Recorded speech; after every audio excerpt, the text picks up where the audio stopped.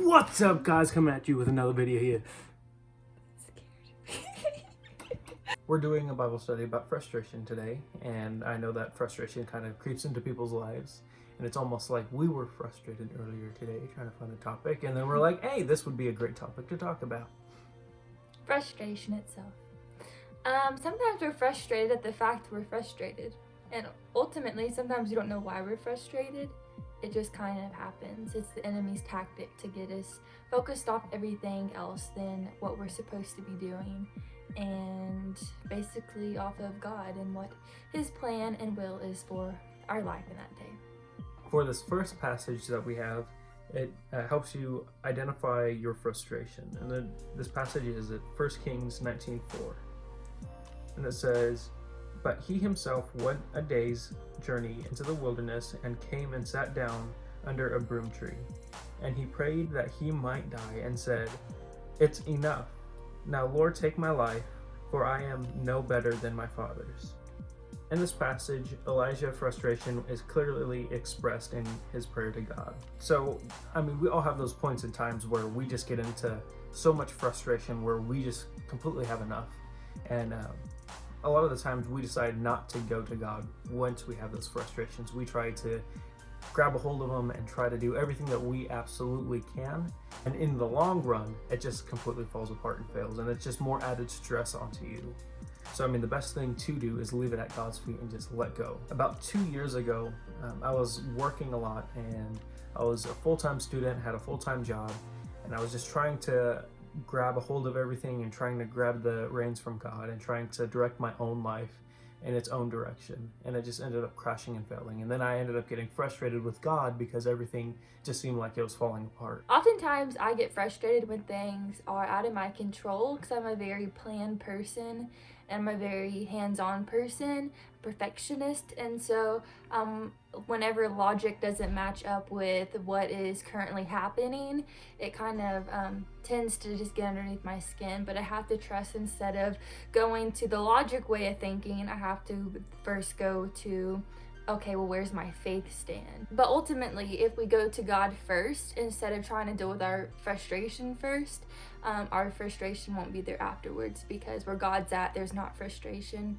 there's peace and there's reassurance. So the next passage is Job 7:11 through 18, and it is the reaction to frustration. "Therefore I will not restrain my mouth. I will speak in the anguish of my spirit. I will complain in the bitterness of my soul.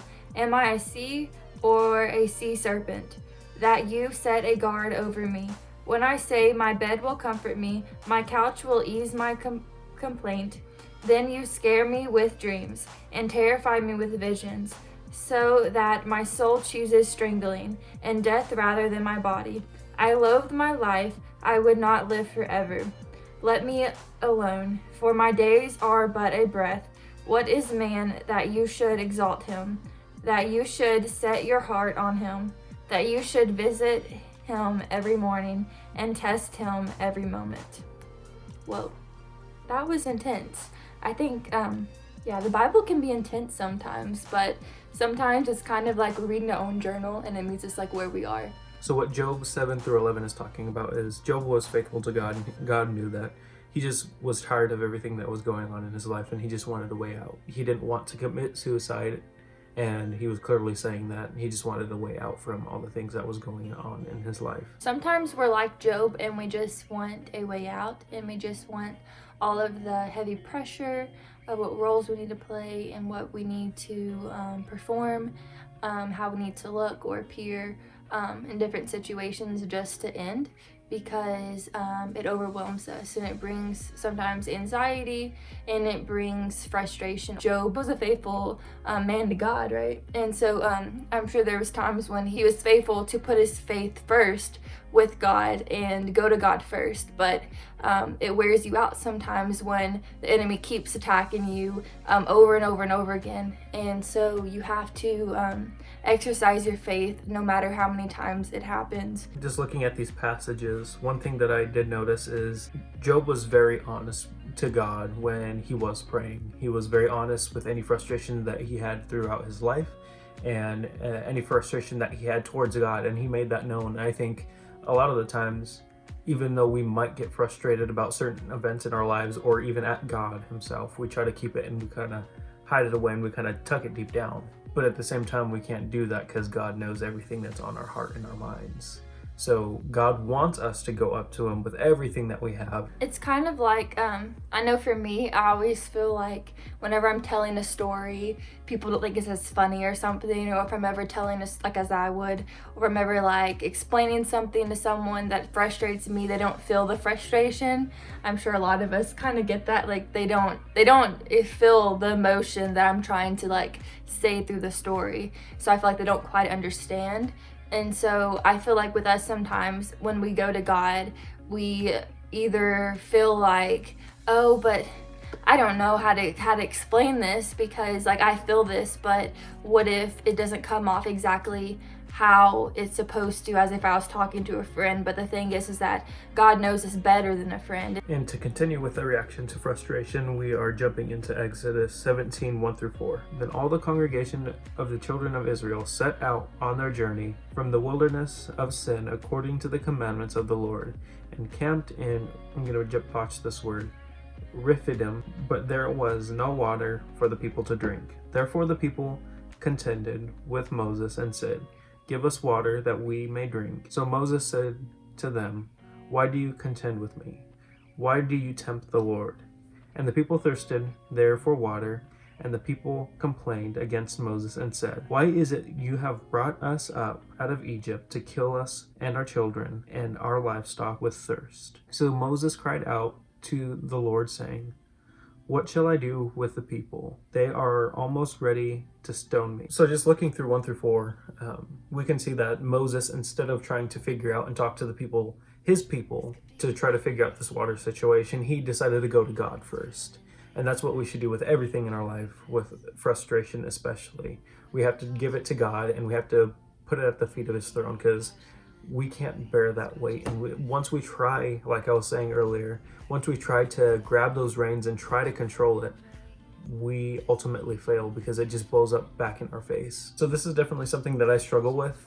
I try to take a hold on situations that don't go my way, and I try to deal with it and I try to control it and fix it. It's something that I need to give up to God and just say, "God, you need to fix it. I'm throwing up my hands because I can't do it anymore." Proverbs 12:22 says, "Lying lips are an abomination to the Lord, but those who deal truthfully are his delight." Like we just read in Proverbs 12:22, God would rather us be honest with him instead of trying to hide it from him. He doesn't want us to be superficial worshipers. The definition of superficial is existing or occurring at or on the surface. The one thing that caught my attention was the surface section inside that definition.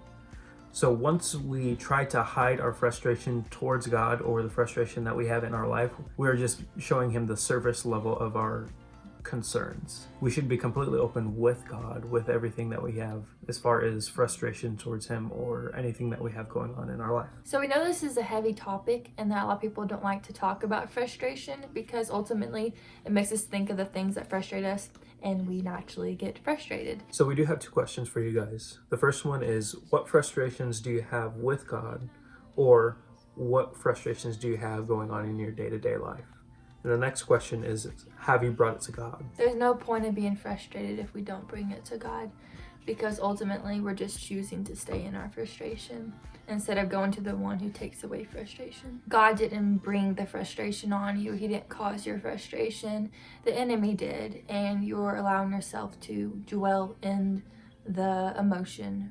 So the way that I kind of handle my frustration with everything in my life is I try my absolute best to give it to God, and I just say, "God, I cannot handle it." And once I do that, I just realize that someone greater than me that has created everything on this planet and detailed everything, every single thing, created all life, is now taking care of that problem for me, and I have nothing to worry about. And what I can work on in order to do that better is try not to take control. For me, how I currently handle frustration is I know I'm frustrated, like, or irked, I guess you could say, whenever I am frustrated. And so I guess I recognize it, but doesn't mean I want to deal with it necessarily. I'll admit that I'm frustrated, but I'm more the logical mindset, and so I try to think, what is frustrating me and why is it frustrating me? And then instead of just going to God and be like, God, this is frustrating me, help me. Instead, I try to figure it out myself and sort through it. How I could deal with it better is immediately go to God and say, this is my word, this is my concern. That is ultimately frustrating me and it's out of my control. So we're going to enter in our email in the description below, or the what is it? The Comments? description. The description below. Yes. So we're going to put it in the description below, and we are going to take prayer requests. So feel free to send us an email and we will pray for you and we'll send you a little message back. Okay, well, we'll see you in the next one. Bye!